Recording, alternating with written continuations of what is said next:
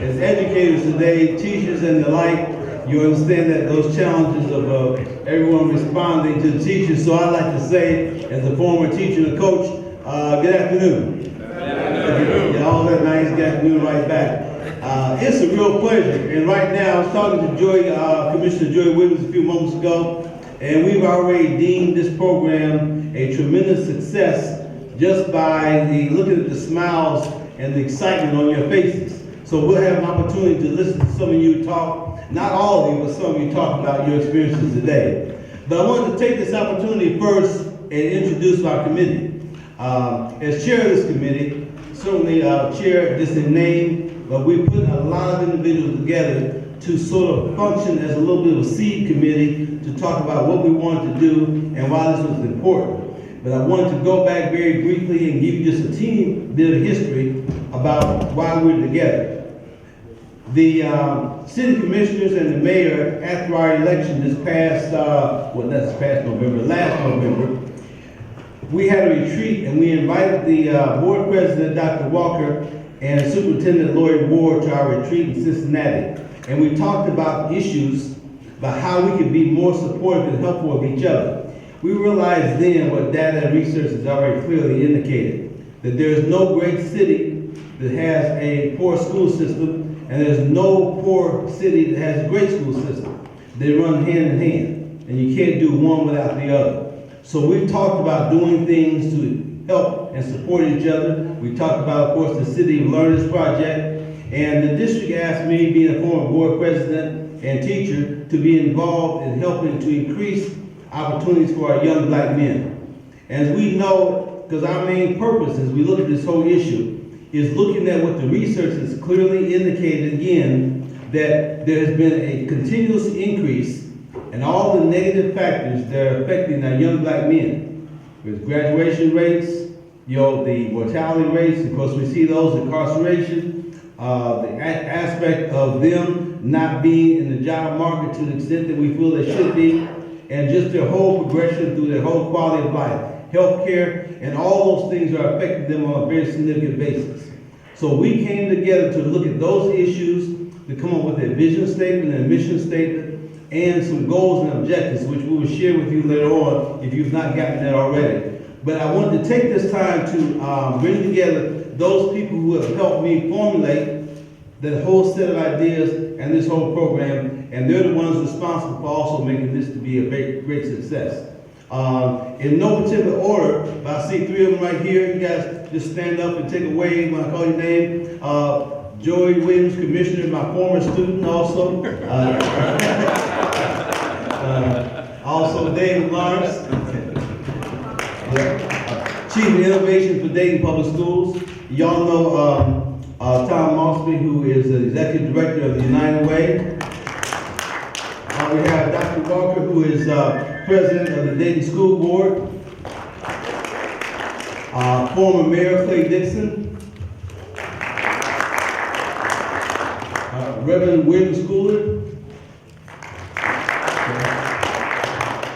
We have Quinn Howard. Where's Quinn? Y'all said Ron Lee, who is not here. I haven't seen Mr. Lee. But did I miss anyone? Did I get them all? Think that's it?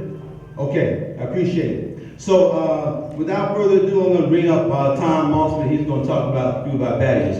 Now we're going to go through this. I'm going to tell my guys this. We want to go through this as quickly as possible because we're really, really interested in hearing what you have to say about your day. And before we finish, we're going to have some time to talk about another agenda, because this is not the only time that we're going to come together and work with our young people in the schools, because there are a lot of things that need to be done, and we need your help to make them happen. Thanks again. Tom?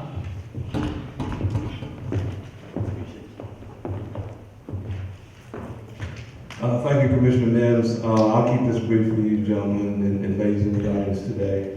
First of all, thank our committee, thank the superintendent of Dayton Public Schools for being supportive of this initiative. But what we value in this process is the success of young men from the time they are born until the time they become full adults. We know that men of color have challenges in our society, but those of us who are assembled here believe that we can overcome those challenges, and that's what we're about. We want to see men act and behave in a manner that contributes to their success.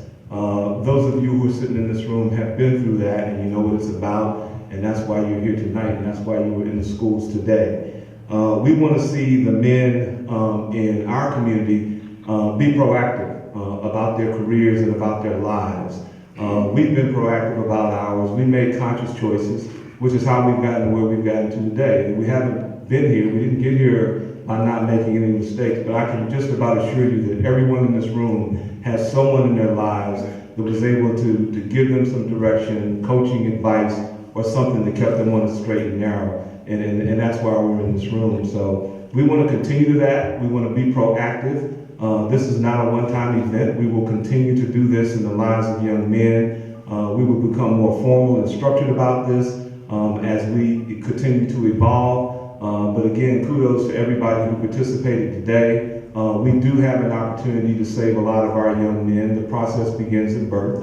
And we just have to focus on what we as young men and older men need to do to make that happen. We cannot abdicate our responsibility as African American men to those who are coming behind us. We have to reach back. We have to give them the same opportunities that we have and that we've had. And then we've got to make sure that they have every opportunity to be as successful as those of us in this room have been. So thank you very much. Look forward to continuing to work with all the young men in this room and those who have yet to join us. Thank you very much.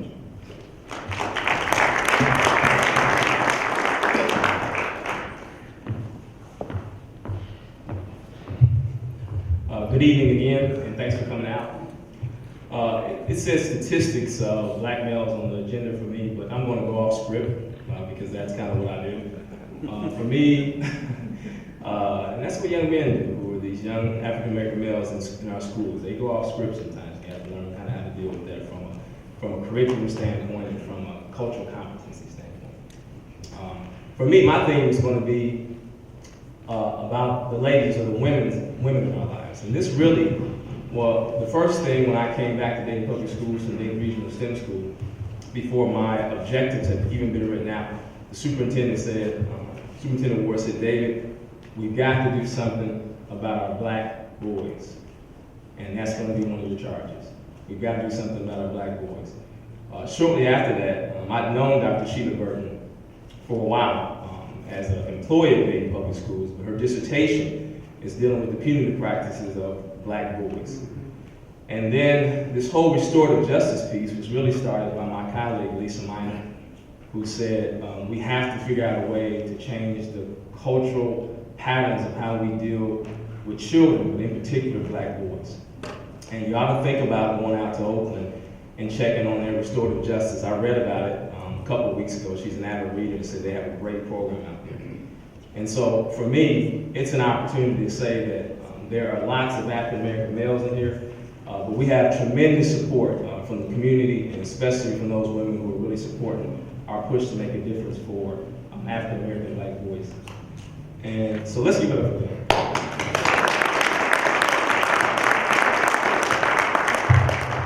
And finally, I want to say a special thanks to Ziana Kitchens and Kimberly Lewis.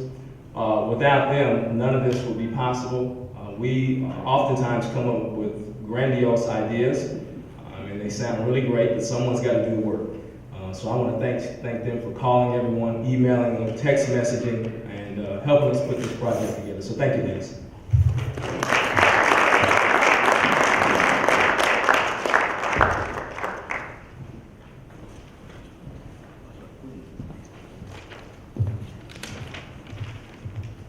Good evening, everyone. My name is Quinn Howard, and I'm Program Coordinator for Montgomery County Office of Ex-Offender Reentry. And about a year ago, this time I was in New York visiting my son. And my son is a graduate of Dayton Public School, along with his two sisters as well, along with myself. And when we were having a conversation at brunch in Brooklyn, like I said, about a year ago, and he said, Dad, you know, probably about 3 or 4 years ago, you were really kind of rough and off the chain a little bit, you know. And I said, well, son, you know, I parented the way that I received it, you know, the way I got it. That's the only way I know how to parent with you. And I said, but the thing is, look at the results today. I said, we're sitting in Brooklyn. You graduated from college, and I'm not going downtown putting money on your books. Okay? See, it's my responsibility as his father to ensure that he wouldn't end up as one of the statistics. The statistics that say that black males are 3 times more likely to end up in a prison bed than a college dormitory bed. That was my responsibility to ensure that. That's why I made education mandatory. It was a dictatorship. It didn't have an option in there. And that's what we have to do with our young people. I work with adults that come home from the prison system. And one of the common denominators amongst them is lack of education and lack of training. Statistics show that the more education you have, the least likely you are to either go to prison or return back. So it's not rocket science what we need to do. We have to educate our young people, especially our black males. We don't need to give them options. Anybody telling our young people that education is not for everybody is sending the wrong message. Education comes in many different forms. It comes in college, technical vocational training. It comes in workshops and seminars. Education is LJT, on-the-job training, comes in many different forms, but they need to get educated somewhere, some way, somehow, so that they won't be ending up in the prison system and having to come see me afterwards, and I have the undaunting task of trying to find them employment when society has turned their back on them, even though they've done their time. It's pretty tough out there, especially for our young black people. So, having said that, you know, I'm encouraged by what I was involved with today at Edison School. The young people were very, very polite. They were mannerable. They were, it was just really enjoyable. I'm excited and inspired about what we're doing with the Men of Color Initiative, and looking forward to more things from everybody and the committee and everybody in the future. Thank you very much.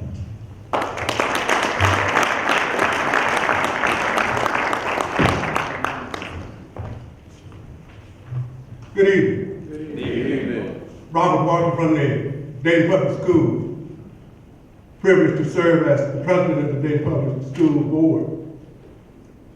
There's a saying that reality happens twice. First, it happens within your own heart, and then it happens in the world around you. Reality has happened again to me today. Today was purely inspirational. Being in Westwood School with 4 other civic leaders, seasoned leaders, with 20 plus young, I want to say young men. And to see the vision of seasoned resources meeting potential.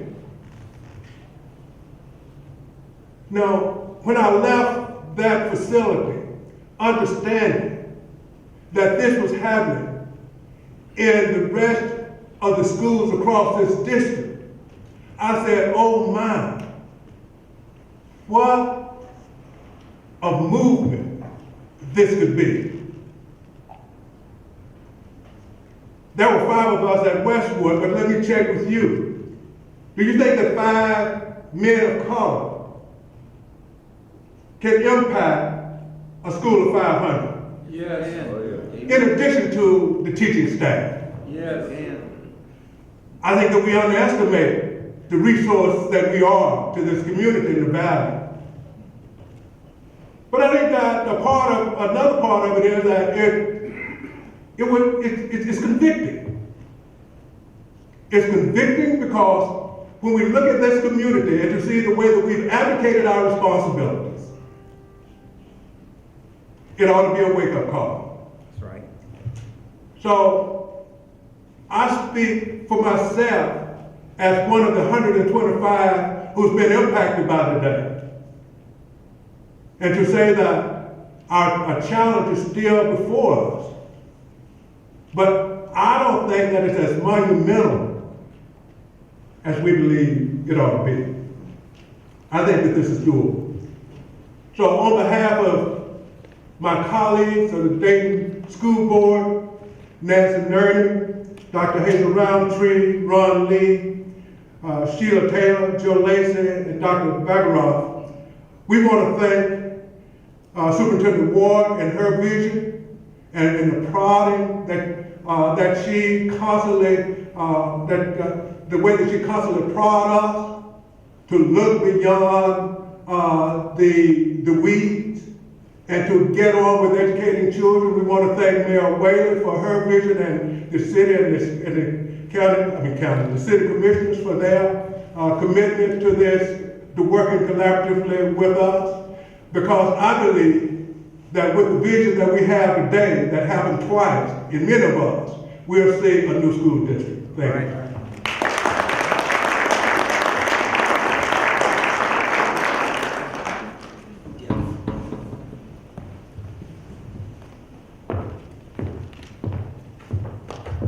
Superintendent Ward. Oh, there you are. Okay, I thought you disappeared for a second. Yes, ma'am. We'd like to hear some words from you.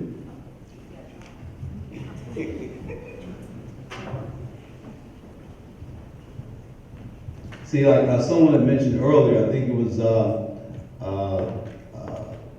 Mr. Lawrence, that although we men are very strong and powerful, we can't do anything without a strong woman behind us. You see how he did that when I didn't know I had to speak, right? I'm following Dr. Walker. I give a lot to the members of the staff that are here, especially David Lawrence. David Lawrence does go off script a lot. And so I had to hold my breath, but this is very important to him. You know, we really need to really look at Commissioner Jeffrey J. Mims and give him a hand. I just want everybody to give him a hand.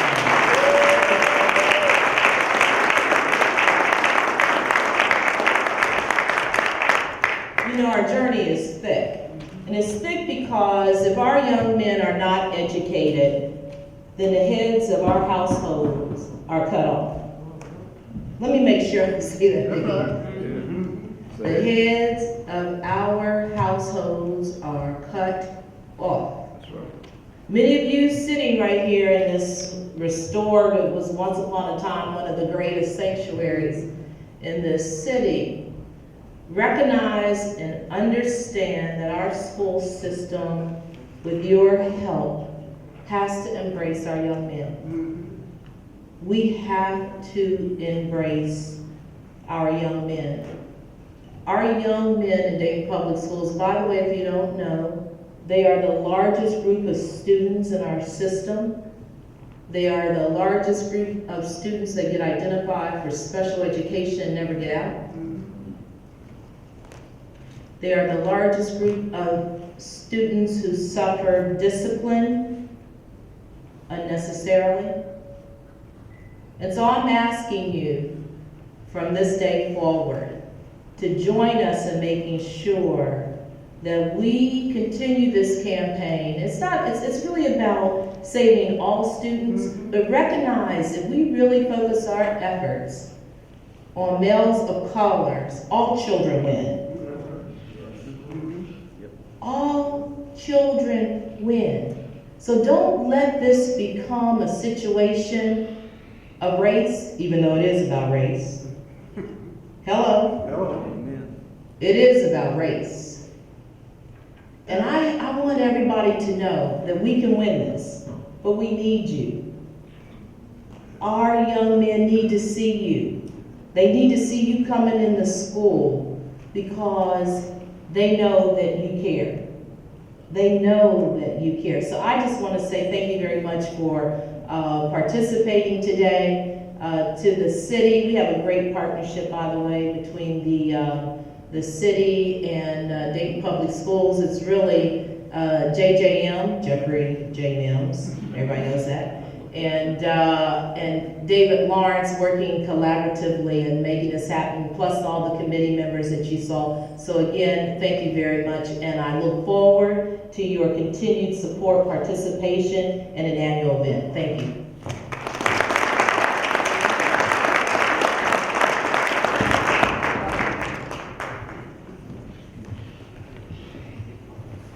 Good evening. Good evening. I'm Dayton Mayor Nan Whaley, and I just wanted to say, first, my colleague said that, you always have a good woman behind you. I would argue you have a good woman beside you. Helps it out. Yeah, that's what I meant to say. Yeah, I thought so, Commissioner, I thought so. It's a pleasure to be here, and first, let me just say thank you. When we started City of Learners, when Jeff and I were sworn in, and Commissioner Williams on that really cold day in January, I later went to see Commissioner Mims and said, we have to get with this My Brother's Keeper and the work that President Obama's working on, and would you be willing to lead that on behalf of the commission? And he said, I was waiting for you to ask me. So we are so lucky to have his leadership on the City Commission in this effort. And never I thought in the first year that we would have 125 leaders of our community in our schools showing what their future can look like. And so I want to say thank you for that effort. My legislative aide, Cordell Williams, was one of the 125 today. I asked him how it went, and he said, I'd like to do that every month. If I can do that every month, it makes me feel better.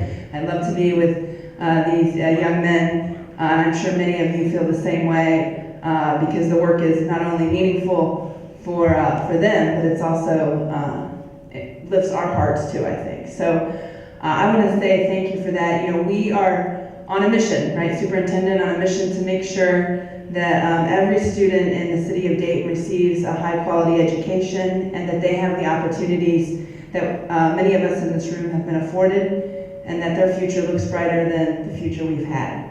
And that's quite a vision and quite a lot of work, but this is a giant step that you all took today. And I'm just so excited and so honored that you've decided to invest your time, your talents, and your commitment to the children of Dayton. And I wish you all a blessed holiday. Thank you.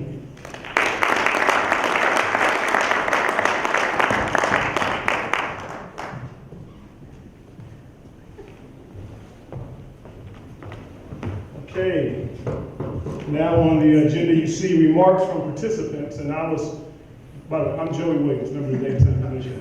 Glad to be here. And let me say, I'm really excited about this. I mean, when I walked in and saw you guys here and everybody was so excited and giving stories and handshakes and hugs, I mean, people who don't think that we won't come together for a great cause just don't know what they're talking about. Would you give yourselves a round of applause?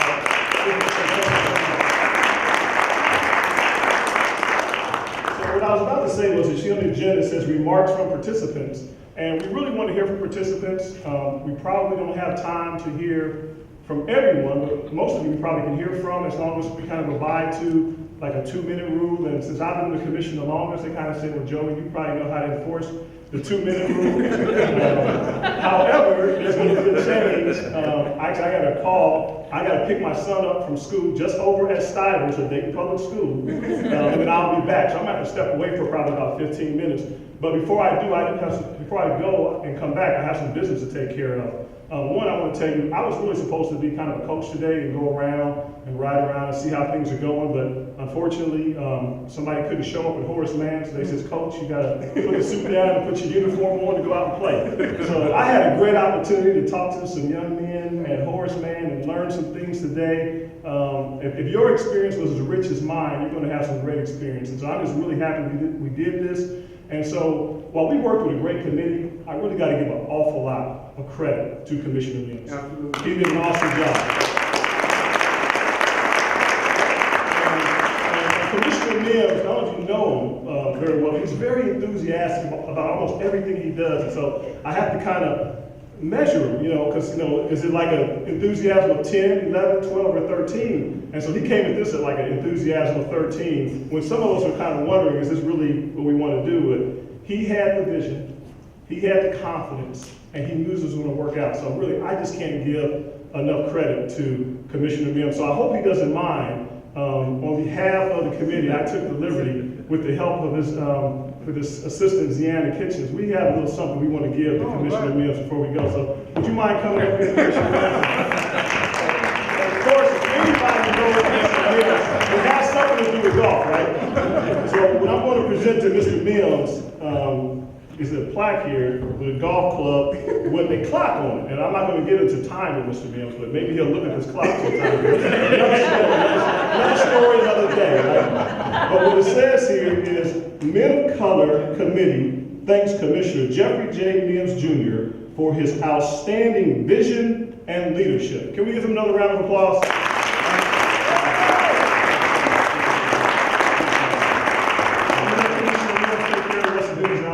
Enjoy it. Hey, this is very special, and being the man of few words that I am,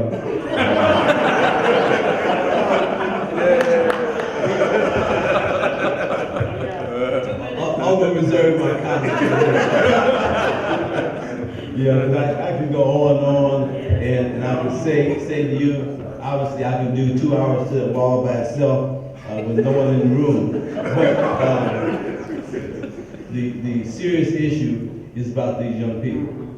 And while we talked about the vision and the things that I want to do, those things that we want to do, because we all had these stories. We all had stories. We had stories about some of us who teachers tried to put us in special ed because of certain things in school. Not because of our being qualified for special ed, but because they didn't want to take the time to understand us. We've had situations with young people being denied, young black men being denied of jobs. We've gone through discrimination, we've gone through harassment, we've gone through all these things. Early on in the process, and some of you were here or some of the meetings where we presented this concept and we first started putting together this committee. And excuse my words, I'm a little still choked up here and going through a couple of challenges. But we had a situation where we were challenged by some well-meaning white men about why we didn't have any white men on our Men of Color committee. And one gentleman I listened to, and I listened to him for a while because I knew he was concerned, committed, and working with the school system. But he was real short of a lecture. And I was getting ready to shut him up when he stopped. And I said as nice as I could that we have experiences as black men that you don't have. As nice a way as I can, you're not black, you've never been black. You can't tell a young black man who's going through these challenges out in this world how to respond, how to react. We see situations right now with young people being shot. 2 seconds, a policeman supposedly gave 3 warnings to a 12-year-old kid in Cleveland. They don't understand those things and the challenges that we have. Now, it's nothing against any of them because we need all of them to make these things happen for all the kids in our community, and especially those who are seem like single-handedly being identified, not single-handedly, but being singled out to be victims of this particular process. So as we go forward, we understand that when a strong positive seed is planted early in our young people, it increases the opportunity for them to be successful. And those strong seeds of value that are planted come in a variety of areas. They're not just in reading, writing, math, and science. They're in vocational areas, they're in art areas, and athletic areas, and music areas. And as Quinn Howard was saying to you, Education is education. And I was looking at the paper today, and one of the actions from the State School Board of Ohio, where they have now removed the requirement for teachers and school districts, I should say, to designate a certain number of teachers for music, art, athletics, nurses, counselors, and things of that nature. So what it says clearly is that we're going to remove these opportunities, and for those districts who are poor, you're going to take those away from our kids. And for those districts who can afford those things, you're going to continue to have the edge. Your children are going to continue to have the edge to meet the challenges of society, and especially when we know that what research says clearly is that non-academic programs create the heaviest academic gain. Right. Because they give purpose to education, they give purpose to life. So you go through these things and you think about it, and we see that the challenges that our young people have and the laws and the policies that are being put in place that are making it more and more difficult for them to be successful. So I'm going to stop right now because, like I said, I can go on for a while. I really have to appreciate all of you being here, and I wanted to take some time, because what I think is really important is for you to share some of your stories. Now, but who wants to go first? Oh, you got some, I'm sorry. I want to go out of order. See, I'm still taking orders from my committee members. No, Yes, I sir. want you to stay put. Just briefly, I had to fill in today at a high school as a high school principal, and right before I was just trying to get out of there to get here late in the day, there was a minor fisticuff, between two African American boys. One junior, one sophomore, I need you to say. One a freshman, one a sophomore. And the easiest thing to do would have been to suspend them. The easiest thing to do. As it turns out, they're both on a wrestling team. So the wrestling coach said, guess what? We're going to get the mat out, they're going to wrestle it out. And so I say that to say that we have some folks here who are on the front lines of having to deal with young males every day. And I really would like the principals and assistant principals from DPS who are here to come up so we can get a group shot with you and Commissioner Mims. Principals and assistant principals who are here.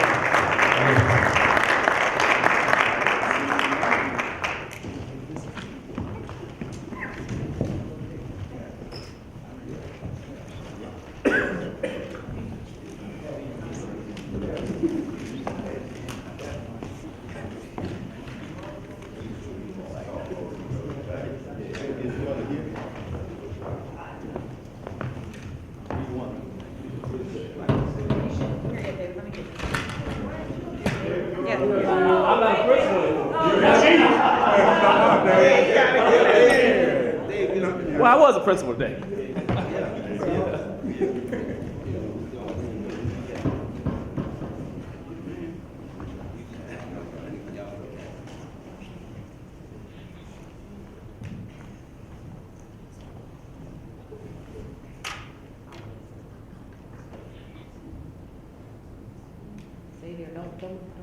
Yeah, I'd like to also add one with the mayor and the school superintendent. Oh, wait a minute. No. Let's do this one, let everybody do their testimonies. I'll stay. Okay, thank you. Yeah, let's, okay, I'm not sure who wants to be first, who thinks they have the best story. I know I saw a couple, had a great picture that came over from, Edison. But Ron Todd, you making your way up here? Yes, sir. Okay. Ron was little people at the school at Belmont when I was there, way back in the day. Good evening. Good evening. It was, my name is Ron Todd, if you don't know me. I'm product of Dayton Public Schools, and I called Jeff Mims' office. I got 2 minutes, Mr. Mims, so I called Mr. Mims, right? And I told the young lady that I want to go to Belmont High School. And the reason why, because I'm sick and tired of what's going on out here. And I wanted to go to family. So myself and Mr. Henderson and Mr. Page is not here now, we were the three guys at Belmont. And it was very touching for me and emotional for me, because when I first went, I went to see my senior picture. I haven't seen it in a long time. But what that did, that reminded me, that was me 30 years ago, 29 years ago. And the first thing I talked about, and there was 17 men there, and I made them all shake my hand and say what their name was, and I made sure they looked at me right in the eye. Because, you know, one of the problems they have is about self-esteem. And that was the issue for me. And then brothers who are teachers and administrators, I respect you and love you for that. But the problem is this, is that we have to change our attitude. And we gotta stop taking excuses. And I gave them a story too. I said, because I did play football at Belmont. I said, what was you guys' record last year? They said 0-10. I said, what was your record this year? They said 6-4. I said, did you guys have the same players? Yep. I said, well, because the new coach was one of the other schools, so you guys thought you can win, right? Attitude. And that's the problem we gotta do. We have to stop making excuses. The law is the law. Now, when I was growing up as a kid, you respect authority. And I think a lot of times too, I even told the kids about getting paddled in school. They didn't understand that. I said, but the thing is too, that's the best thing that happened to me. Because that made who I was, who I am. Because I would get paddled to school and they go home and get paddled. But I know these folks don't get that. But the experience with me, I tell you, was awesome. Very tear-jerking. I mean, I stayed for lunch. Me and Brother Henderson sat in the lunchroom and ate lunch and talked to the kids. And to me, whenever you guys want to come and talk, fine. And Miss Ward, where's she at? I want to do the commencement for Belmont. I'm putting my bid in right now. So I give you my card, I get your card and stuff, it's good. God bless you, God respect you guys for coming and taking time to doing this. God bless.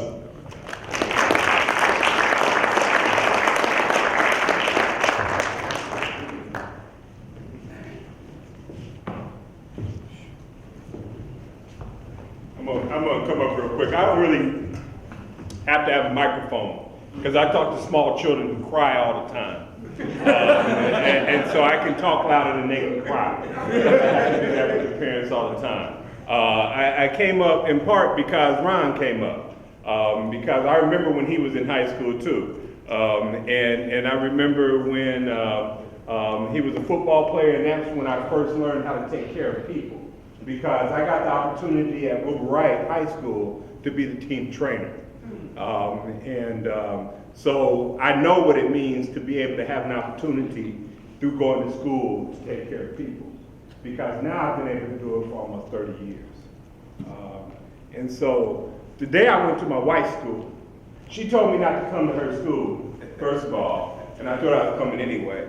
And I went today in part because I can get a lunch, because I knew she was going to pack lunch. My experience was a good one, but it wasn't the best one. Because I saw kids talking when we was trying to talk. I had a young man didn't want to sit down and do what he wanted to do. And so I see just what I see every day in my office. Those who don't know, I'm a pediatrician in town. I've been in town now for 20-some years. I grew up in Residence Park. I went to Wilbur Wright. I went to Residence Park Elementary School. I went to Kemp. And I learned back then that the people who teach you are some of the people who can help you, because I acted just like this kid who acted today. I was the one who got sent to the library. I'm the one who got sent into the hallway. And I know that it can do better, but it's up to us to show them how to do better. It's up to us to do like Ron said. Don't give them no excuses. They know what they need to do. We just have to make them.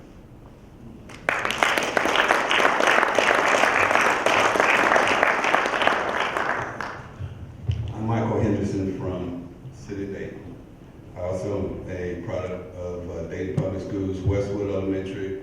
Then at that time they called it busing, but then for mine it was called freedom of enrollment. So I got a chance to enroll in Colonel White High School. So I did Colonel White High School. It was interesting at Belmont, as Todd said. And one of the things that I've always done, Coach Young. Stay on the mic. Stay on the mic? Yeah. Okay, one of the things I've done in coaching young people for years in basketball, always draw a thing on the board. And basically, it's 12, I'm sorry, 12, today I went up to 115. What that is, I said, guys, I began working at 12 years old. Can I get an idea of what your age is?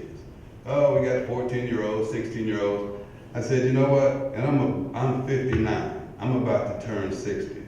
You see the levels in here that you have to grow to, or should? So there were guys that told me years ago, growing old, you can't grow old being no fool, but you can die being foolish. Foolish. So guys, all that little nonsense y'all doing, foolishness. Said that's the kind of stuff that'll get you killed. Y'all don't understand that. So then we talked about, they had an ROTC guy, or group. I asked one of the gentlemen to stand up. So stood up, said, okay guys, tell me what he's got on. Said he's got a uniform. Said, oh, okay, what I got on? Says, you got on a suit. Said, no, this is my uniform. This is what I wear on a daily basis. I choose to wear that. Yep, my dad had a uniform, my granddad had a uniform, my great-granddad had a uniform. This is my uniform. Now, sagging pants, guys, you don't need to do that kind of stuff. But again, I look, as Todd said, we look right at these guys and remembering ourselves. There was another thing about practice. Said, yeah, you guys like playing football and basketball. Basketball, you get 15 people. That 16th person is not on the team. So what is that person going to do? Practice. Said, you know, in the medical profession, your doctors practice medicine. Also, in the legal profession, these guys practice law. So why don't you begin to practice on something other than trying to be a sports fan? Joking with them, I said, not necessarily joking, I said, you know, I had to read the dictionary. Read the dictionary. I tell my daughter, I said, read the dictionary. Yeah, I read the dictionary to get words. I said, there are some words in the dictionary that I love to write and watch the expression from other folks. Zealousness, miracles, miraculousness, enthusiasm. Man, those are some large words, yep, but I know what they mean, how to use it, and guys, you gotta do something other than watch TV. I had them laughing on this one. I said, oh, y'all watch TV. Y'all know that's entertainment? Said, you ever see anybody on TV go to the bathroom? Now that's real. Don't everybody go to the bathroom? Now, I've never seen nobody on TV go to the bathroom. So it's entertainment. So enjoy being entertained, but that's not real. That's not real. Okay? It's like we have certain employees. I didn't have time to do that, but you took time to go to the bathroom, didn't you? Guys, you gotta do something besides, you gotta think.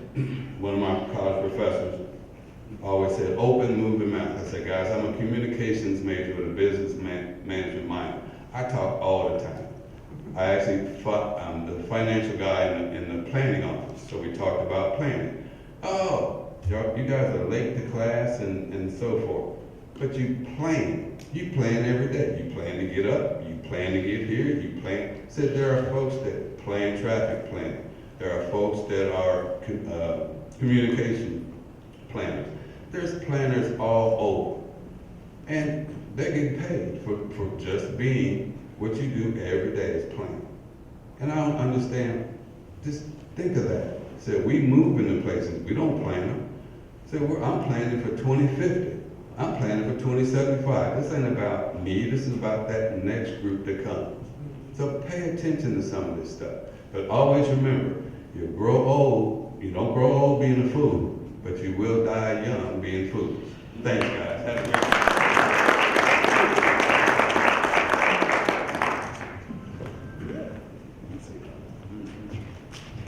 Good evening. Good evening. My name is David Greer, and I would like to commend you all for what you took part of today as well.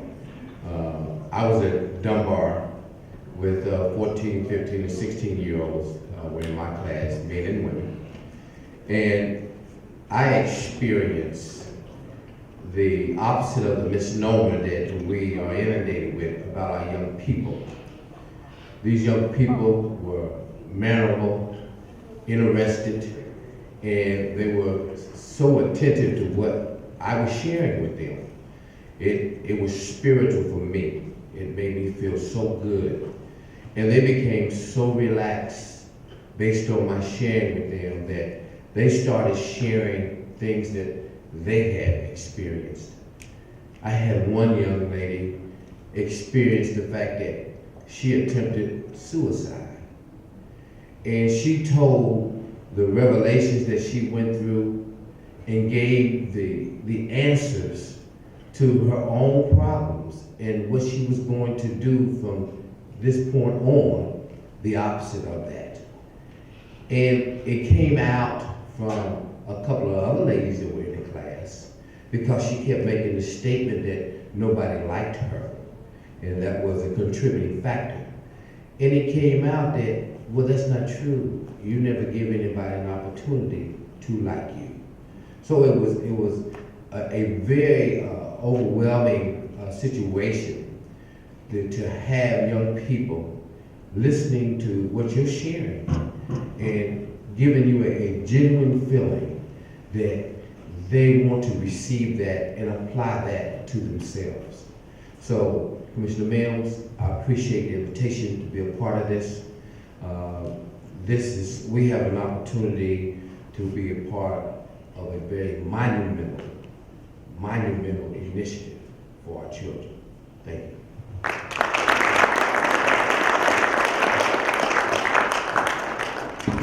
I know we have more. Don't be shy. Go on. We got time.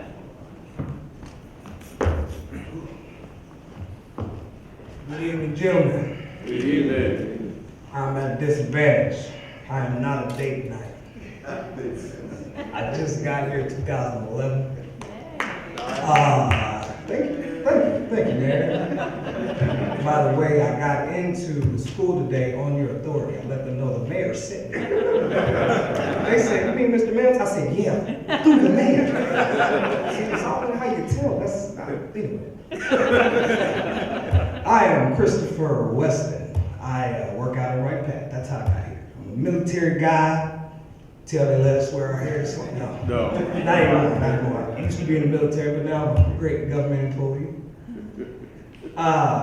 From a small town, St. Joseph, Missouri. I'm not gonna talk about Missouri right now. I got here because I got a phone call on a Sunday that a woman was trying to steal my kids.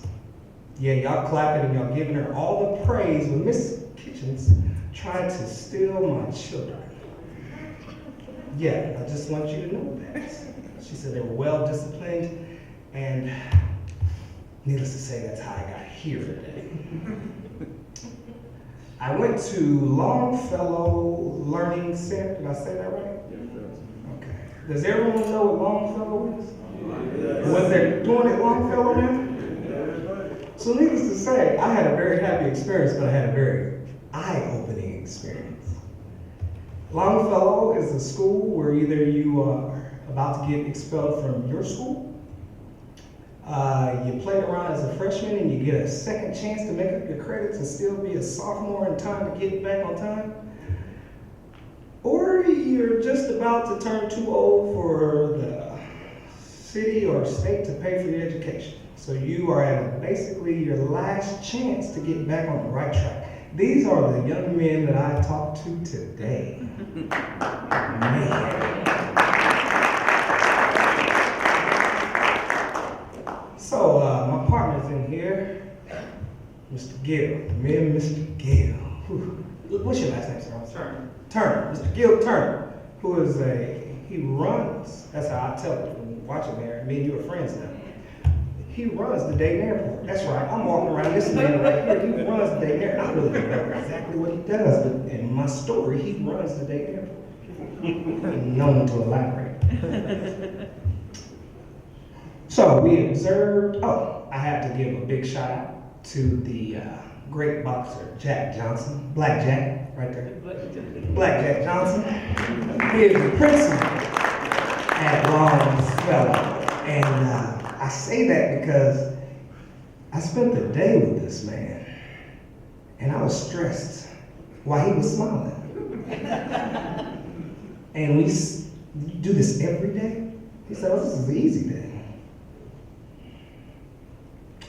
So, me and my buddy Gil, we sit back and we're observing classrooms and we're observing lunch, and I'm being very, very quiet. I have 4 children that are in Dayton schools. So I'm very curious what really goes on in schools. So I'm looking and I'm watching. And I'm counting all the money that these kids have on. And then as I talk to the transition officer, Miss Deborah Howard, she also tells me that, because her kids are coming up and they're so nice to her, and I'm wondering why they're so nice. She said, well, they need tokens to get back and forth from home. I said, but that kid got on $500 jeans. She said, well, that doesn't mean he worries about coming to school. So when we get in the classroom and we get to talk, and it's me and Mr. Gill, and we're in a classroom for about 26 young men, mostly black, but there were a couple others in that classroom, and me and Mr. Gill, we really didn't have too much of an agenda. So we're going to talk to them, let them know what we've done and how they can be somebody. That's the plan. Because I'm somebody, he runs it. He runs the Dayton airport. We're just going to go off. You're going to be able to make people fly around the world. We're going to impress these kids. No. By the end of our conversation, we learned that a lot of these kids are just there until they don't have to be no more. Or they're in the reality that I'm going to be a great basketball player. Or I'm going to be in the streets, because the more we talked, the more a lot of them got open enough to figure out, they just let us know, man, I got to get back to these streets. That was the term that we was used all day, these streets. So I said, but who wins in the streets? I'm from the streets. I shared a little bit too much with him. Mr. Turner was shaking his head at me. I'm learning.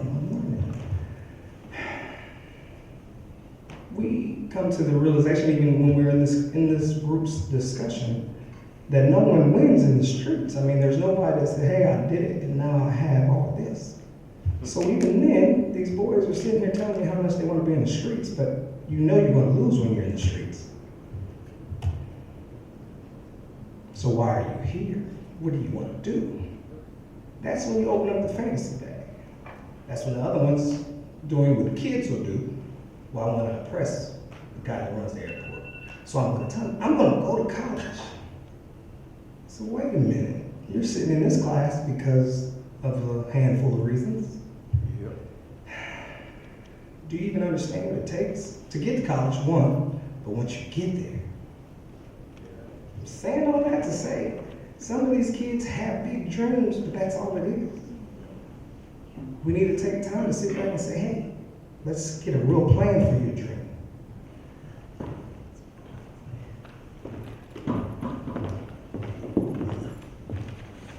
Okay, I don't want to cut anybody off if you get something burning to say, but I do want to go ahead and just, to close the program. Yes, sir. You have one more. Oh, come on.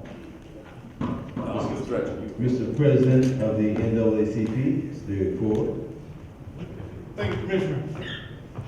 I had an opportunity to be at Belhaven School today. And I had an opportunity to serve as principal of a day there for probably about 3 or 4 times at Belhaven. And when I very first got inside that room, inside the media library, the kids were, at that point in time, lined up because the speaker before me, the mentor, the men of color person who was there before me, which was Melvin Clark. Apparently they were very disrespectful and disruptive to him. So as I walked in the room, she introduced who I was, and and had an opportunity to just sit down and chat with those young men of 27. There's 27 young men there. But as I got to talking to those young men, I seen that there was two that was being, who actually, and I explained this to them, they were exercising leadership, but they were exercising leadership in the wrong way. So what do we do? What did I do? I removed the barrier and sent those two individuals to the office. In fact, the principal had just walked in and seen the order at that point in time, and she actually told one of them to come in. Really should have went to the office, but we called them back in later. But as I got to listening at some of the stories of these young folks, asking how many people are from a single parent home, how old are they at that point in time? Because I had basically 13-year-old youth. And then what I did is I kind of related to them about a young man named Tamar Rice, who was murdered back in Cleveland by the police. And before that, I said, how many people know the name John Crawford? They all raised their hand. How many know Tamir Rice? They raised their hand. How many know Mike Brown? How many know Eric Garner? They raised their hand. And what I kind of told those young men is that your principal that's over there, your teacher that's sitting right here, your security guard that's over there patrolling the borders of this school, the mentor, I just heard a young man who was right up here before me, there was two mentors from Wright-Patterson Air Force Base Chapel that was there. Apparently they're there every Wednesday. And while they're inside that room, they were just very disruptive. So what I did is once we removed the barrier, there was a little disruption, but then when I told them, I shared with them some things. I told them, I said, well, I talked about discipline. I talked about education. I talked about respect. I told them about valuing their own lives. The room kind of got quiet. And for the rest of the time, they were attentive to what I had to say to them. But there was one young man who had just got out of jail, and he was sent to Belhaven to continue his education. And this young man told me that his father, or his mother killed his father. So he has no father, his mother's in prison. But that's the kind of environment that some of our youth are growing up in. And when I heard that young man's story, I said, you know what, young man, you have a lot of potential. And I told all of them, I said, no matter what your circumstances are inside of your homes, because each one of you know where you come from. Each one of you know how your home situation is. But at the end of the day, what I'm concerned about today is you and what you're going to internalize and how you're going to move forward. If you don't like what's going on inside of your home, you're a child, you got to be there. You have an opportunity to change it through education. Continue to learn all that you can so you can leave Belhaven Bobcats and move on to another high school within our city. And then move on to either college or the military. Do something positive and productive. But you have an opportunity to change that yourself through education. After we had an opportunity to chat for a while, actually we chatted for a long little while. And then, so once that was over, I asked to see those two men that the principal took to the office because I didn't want them to leave school today with the idea that they did not have an opportunity to learn something, even though they were being disruptive at the time. So we had an opportunity to chat, those two individuals and the young man who said his mother killed his father. So it was just us four inside the room. And to hear their stories and to talk to those young men, they're very bright. We have a lot of bright men inside of our schools. It's about how they're going to channel their energy. And I did give you a lot of kudos, Commissioner Mims, because I told him, I said, how many people know President Obama? All they all raised their hand. I said, he's the one who came up with the idea to look out for our young brothers and sisters, especially our young men. I said, but we have a leader in our own community, Commissioner Mims, who brought it home locally.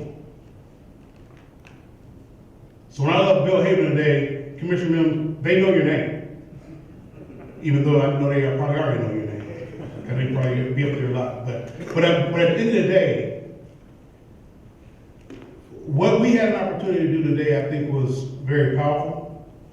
I think it was needed. And I think it was going to pay dividends down the road. So Commissioner Mims, and your committee, on behalf of the Dayton Unit NAACP, we commend you for a fine job. Thank you.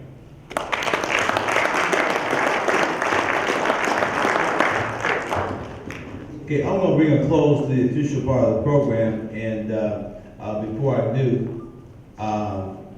you say something? Yeah, I want you to know that Reverend Winston was at Fairview Elementary, and he's going back next week. Okay. I appreciate that. I was with Jeff today, and he gave a lesson on the drums. So Yeah, well, interesting that the first student we came in contact with was a 5th grader who was being held back, not in school, but from a program because of his negative behavior. And the teacher was talking to him, and he just happened to be a drummer. So we started talking about the drums and showed a few things, but we worked on attitude as well. Mr. Dixon played the role of Jesse Jackson with the chant, and we had all that together, so we stimulated some more young people. But as always, all of you guys have a bunch of tremendous stories. Before I finish, I know Mr. Bell has something good to say. I saw a real good picture that I received earlier, so before I close, I'm going to let you come up and say a few words as well. Good evening, everyone. Just real quickly, there's no way I can sit in this room being a part of the implementation in the school district of what is called restorative justice and not say something. From another set of lenses, and I waited purposely, first of all, just to hear what one of the servants of what took place today had something to say. And so just to tag onto that, my day started about 11:28 a.m. In the room when an 8th grade female student came to my room and said, Mr. Bell, you have guests. But at that time, because restorative justice is not the room, it's a movement, it's a paradigm shift that goes throughout the building. So my room or our room in the 10 schools that we're in, it's like a filling station. So this is what I saw on the other end of what you all were doing. She opened, the guest came in, but at that point in time, I was at my desk, and you're right, there was one student at my desk filling out paperwork, what's called a restorative conversation. We know the who, but we want to get to the what and the why, what's going on with the students, so then I can put that information in what's called progress monitoring, and we can keep up with data on what's going on with the student. Another station, as he mentioned, there were students that had been into some confrontations, and they were working on that, and that's like a teacher collaboration table where it's not in-school suspension, it's not detention. Restorative justice is where we take a non-punitive approach in dealing with our children, but yet accountability is still strong. Superintendent, she visited the room recently, and I quickly shared with her, and I just kept it real. I know what we went through from what I've learned in Black history. I'm a product of Dayton Public Schools, class of '84, Dunbar, with Dayton Lawrence, and also Joey Williams. And we talk about slavery and what we went through. If we thought about learning, and if they thought we knew something, we were trying to read. So there's a responsibility academically as long as with interventions and connecting students, whether it's with therapeutical services or whether it's getting grandma, grandpa, guardian in the room to help still get to the why. So what I saw today, when the guest came in, which was you all, because one of you all represents all of you all today, what I saw was a team with a collaborative effort to help. So at that moment, it was interesting. It was one thing I learned from my building principal, Bashar Simmons. He calls what he did with the teachers the other day, a football huddle, where through the principal, he advised me last week that the men of color were coming. Then we talked about it again in a couple of days, or just yesterday, what the plan would look like. And I was added to the list, and I'm so glad that I was, not knowing what I was going to be going through, probably like a lot of teachers also. So at this point in my day, yes, there's these different stations of things going on, but I just happen to be sitting at my desk going, okay, there's a lot going on, but I have to monitor this. And the doors open, and a wall of men, a wall of help, a group of community givers, men of care and concern walked in the room. But it wasn't a dog and pony show. Did I know they were coming? Yes. But I still had no idea what I was going to be going through on today. And immediately, as I shared with them what was going on in the room, they broke off. They broke off where I couldn't even keep up with it. But I actually, for the first time, saw what I know was a paradigm shift, because this is what should be going throughout the building, which I will close with saying, I saw a team of peace builders, which falls under the umbrella of restorative justice. And Mr. Lawrence, I owe you an answer of what this should look like, this mentoring piece in a building, possibly district-wide. Yes, he does things off the cuff, and he plants seeds. And we just had a conversation last night about this, where I didn't want to, and I'll say it publicly, I didn't want to give you this surface answer of what mentoring should look like. Should, a team of people come or whatever. But I saw something today that made a difference. I'm very serious about that. Because I got a chance to sit back and watch people, watch a group of men, work with a group of men and young ladies, create peace in an environment that will drift back through the walls, through the building, through the classrooms, through the cafeteria. And I would make this request, if you will, to consider, as you all go through professional development training, to consider adding restorative practices to that. There's this one little thing we do. It's called peace building circles. And if some of the strategies under the umbrella of restorative justice are added to what you do, I feel it would be even more successful district-wide. Thank you.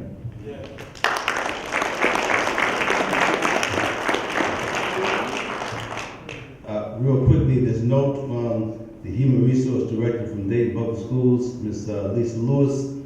She wants to meet all of you, along with Superintendent David Lawrence in the back. She has some applications for teachers.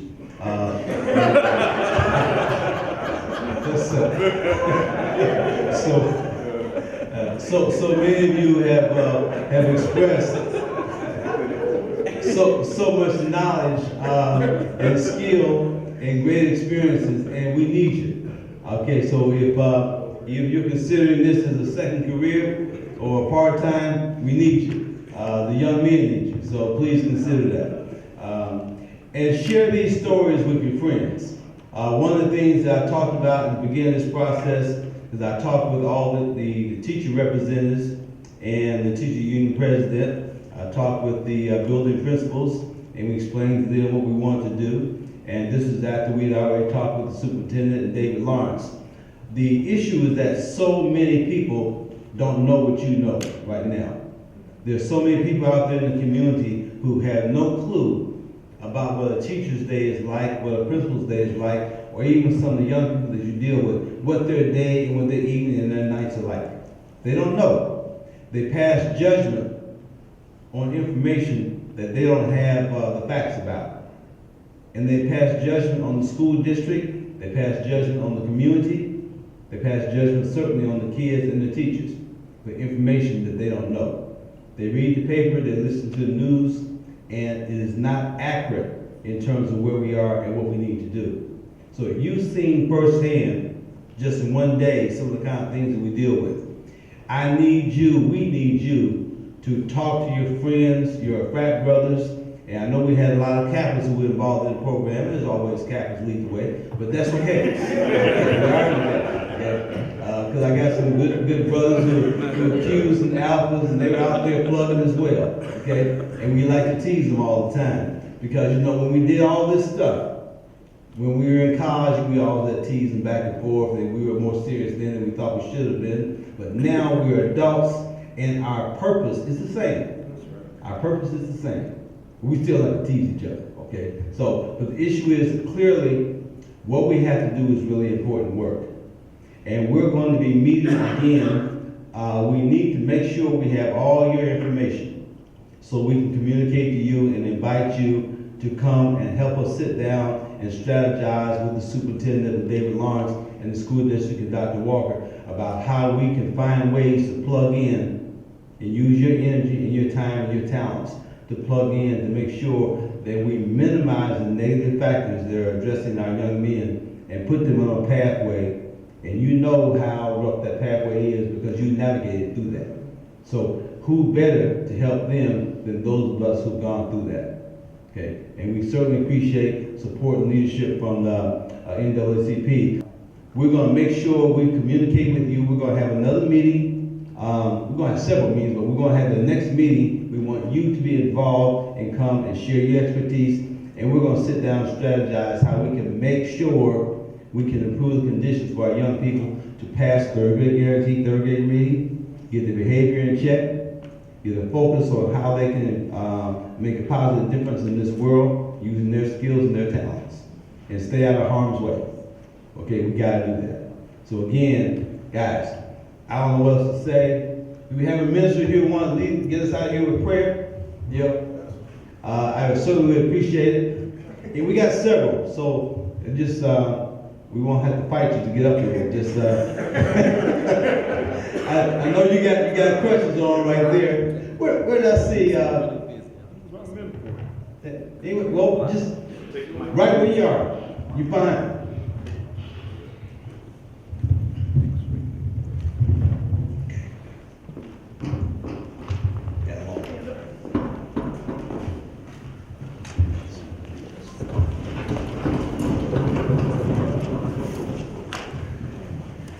Dear Heavenly Father, we thank you for this opportunity to serve in the community today.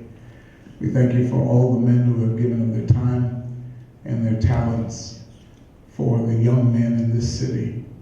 We ask that you would keep them and help us to make a difference beyond today. Bless Commissioner Mims and the whole team that put this together. We will walk together in unity and we'll follow you. And we look for brighter days ahead. In Jesus' name, amen. Amen.